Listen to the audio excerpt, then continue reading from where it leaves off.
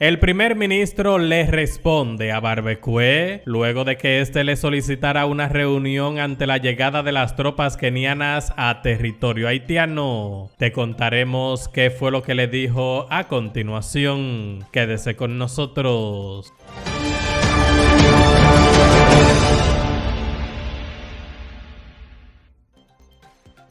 Hola, ¿qué tal amigos? El primer ministro de transición de Haití, Gary Conille, ha pedido a las pandillas que depongan las armas y reconozcan la autoridad del Estado, mientras que ha dado la bienvenida al primer contingente de policías kenianos perteneciente a la misión multinacional de apoyo a la seguridad en Haití que ha llegado al país centroamericano. Recuperaremos nuestro país poco a poco, sin confrontación si no es necesario. Sin embargo, que nadie ponga en duda el objetivo. El Estado asumirá el control y reafirmará su seguridad para que todos puedan vivir en paz. Así lo ha indicado en una conferencia de prensa conjunta con la jefa de la delegación de Kenia, Mónica Juma, según lo ha recogido la agencia de noticias haitiana Alter Press. Conille ha señalado que cree con todas sus fuerzas que ha llegado el momento de que los alborotadores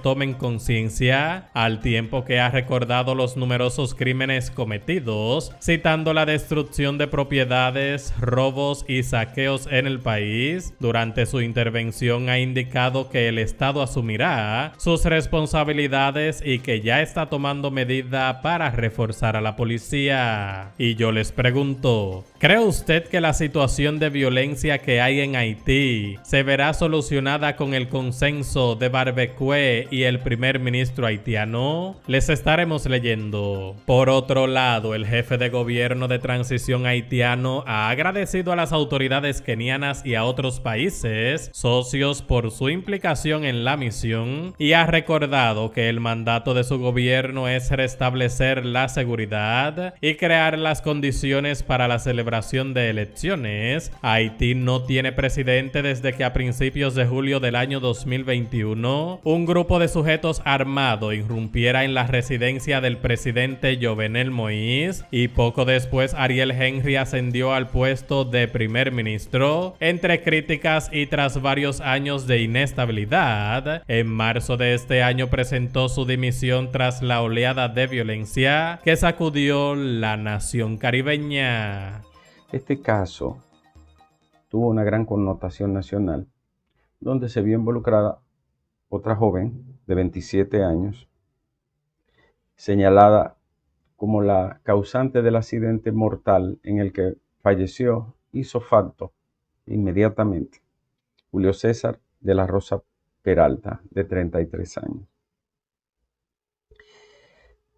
La manera, vamos a decir, el ex-post, lo que ocurrió después del accidente, dejó muchas cosas en duda, nebulosa, y hizo que la gente también se indignara de alguna manera por la muerte de una persona conocida, querida, comunicador, hijo de una persona muy conocida también.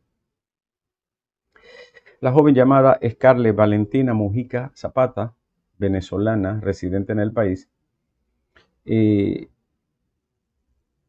inmediatamente ocurrió el accidente, emprendió la huida, abandonó a la víctima, guardó el vehículo en un lugar desconocido y posteriormente, al otro día, reportó un accidente en la zona del plan piloto de la policía, en el sector Honduras, donde ella dijo que había chocado con algo, que no sabe qué, si un objeto, un animal o qué. Es una especie de intento de enmascarar el hecho para disminuir su responsabilidad. A nadie creyó ese relato y todos sospecharon que se trató de una persona que intentaba disminuir o atenuar los límites de su responsabilidad, tratando de proyectar la idea de una ignorancia de un hecho que a todas luces ella estaba muy clara que había acontecido. La situación es que este caso debe de resolverse por la ley. Y tenemos una ley del 24 de febrero del año 2017, la ley 6317 sobre movilidad, regulación y control del tránsito. Esta es una norma que tenía mucho tiempo discutiéndose y que venía a sustituir un paquete de normas y de leyes que regulaban el tránsito de forma dispersa, pero que tenía fundamentalmente como blanco la antigua ley 241 del año 1967. Una ley ya vetusta, de cierta forma caducada, que no respondía a la realidad, y esa ley 241 no se ajustaba al presente. Sin embargo, y sigo hablando de la ley, la norma 241 esperaba una transformación y muchos hicimos voto porque se aprobara una ley que fuera completa y que se actualizara en todo el sentido, incluyendo el sentido de la sanción. Es decir, las sanciones que reciban las personas que cometan hechos dentro del manejo, el tránsito, la movilidad vehicular, acorde con el derecho del siglo XXI. La norma aprobada fue la 6317, repito, y nos damos cuenta desde el instante de su aprobación que era una norma que tenía deficiencias, falencias, y es lo que quiero enfocar hoy. En primer lugar, es una ley causalista. Tengo 20 años siendo profesor de teoría jurídica del delito y teoría del caso. Es decir, cómo se construye un caso en derecho penal y también cómo se construye una hipótesis jurídica para establecer qué es delito y por cuáles razones. Desde que yo empecé a leer la norma me di cuenta que era un descuadre total con la actualidad.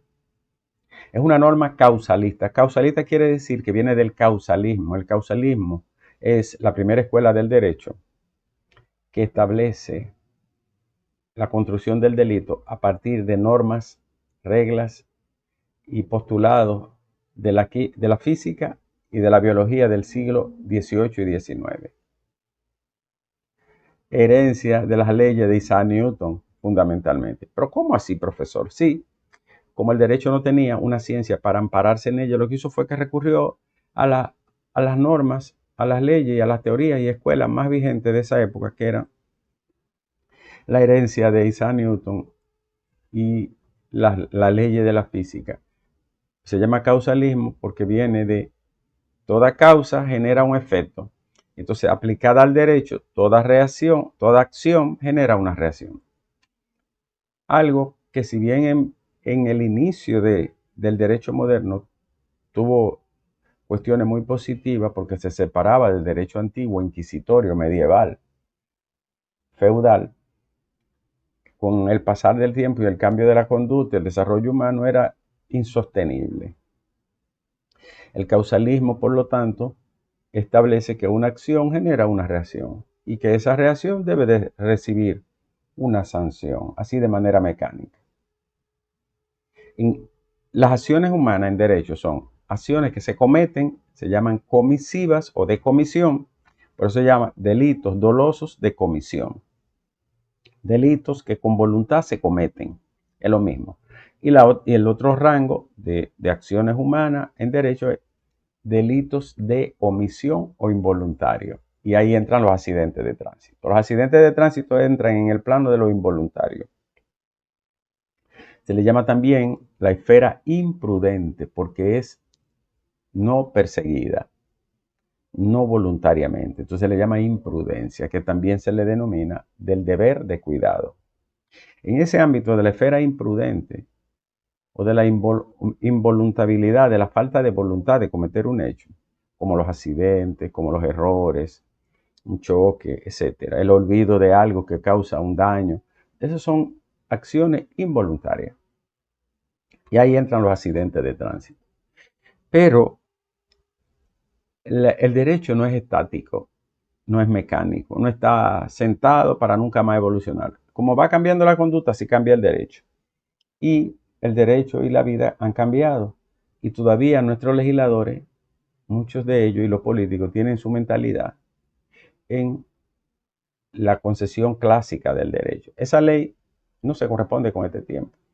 ¿Por qué? Bueno, porque debió de ser una norma que encajara en esta corriente que hoy se denomina imputación objetiva. En la antigua ley, en la antigua concesión del derecho, causa, resultado, sanción, muchos delitos no pueden concretarse de manera correcta ni puede sancionarse de forma adecuada.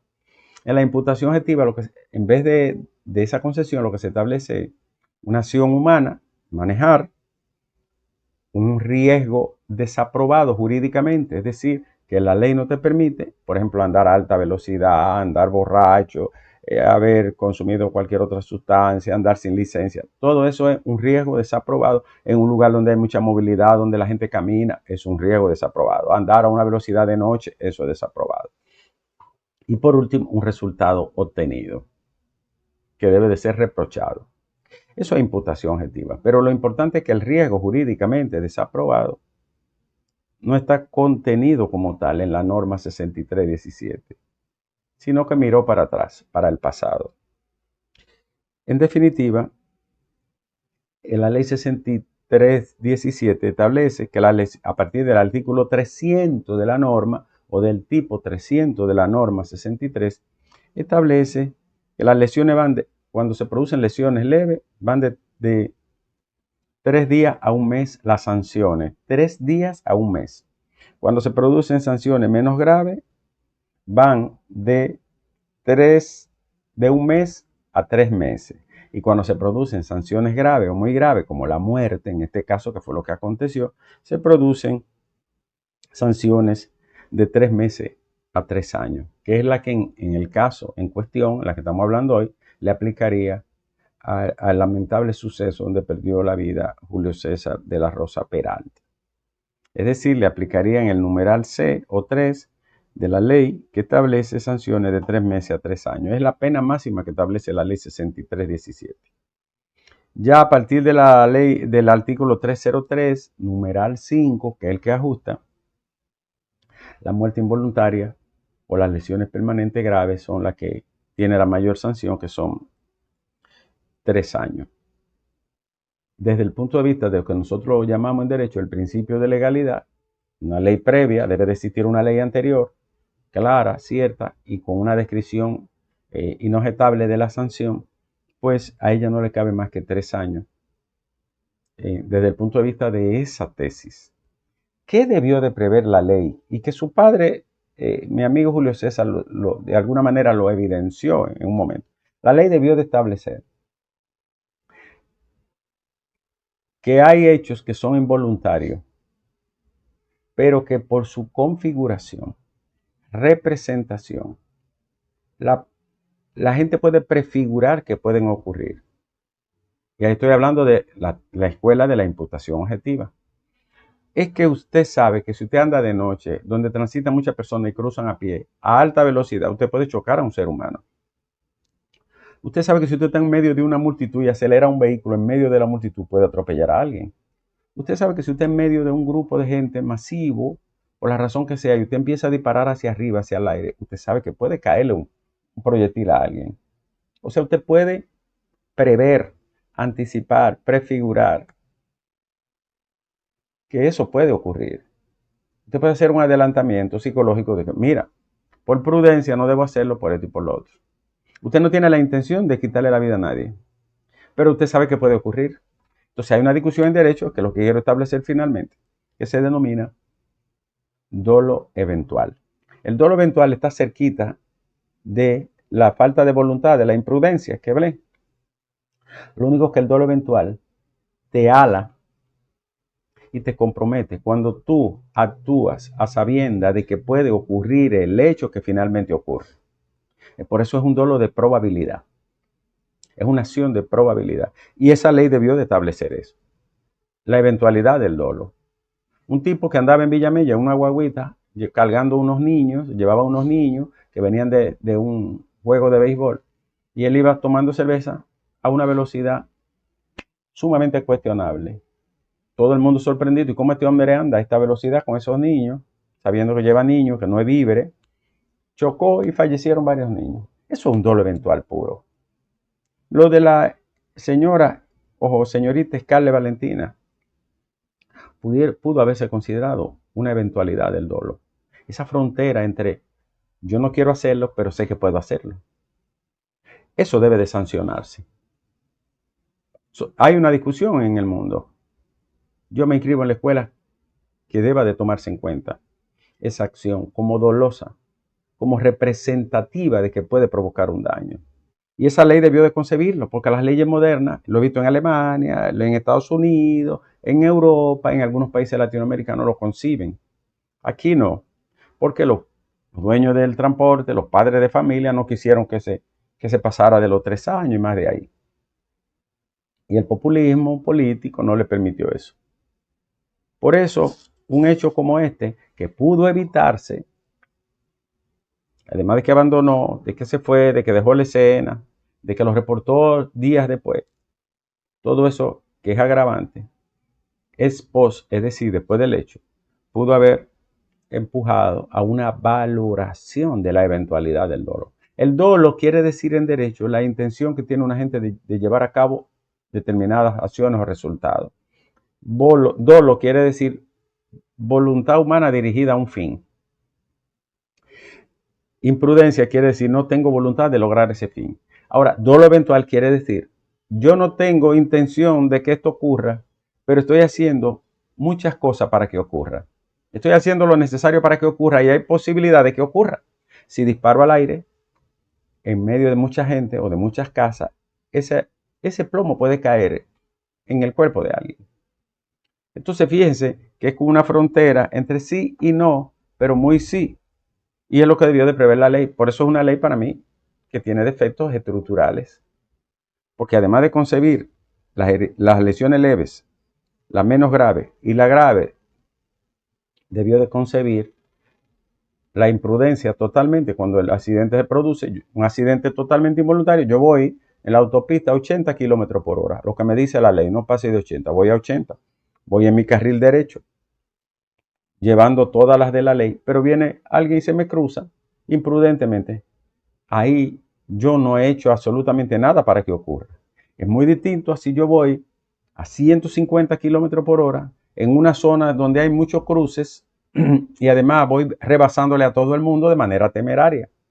Ya eso tiene un componente de eventualidad que debe de obligar a que se mire totalmente diferente la acción.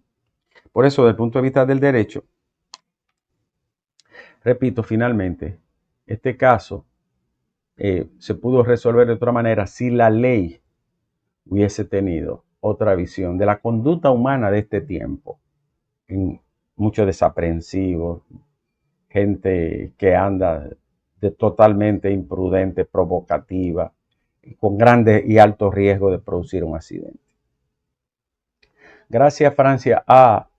Valois o Francia A. Brick, ella es mortgage banker, una experta en el área de las hipotecas, le ayuda cada día para que usted pueda hacer su préstamo hipotecario de primera vez o que usted quiera renegociar en cualquier estado de Estados Unidos. Llámela al 718-344-0819. Francia A. Valois o Francia Brick, mortgage banker, una experta. Repito, 718-344-0819.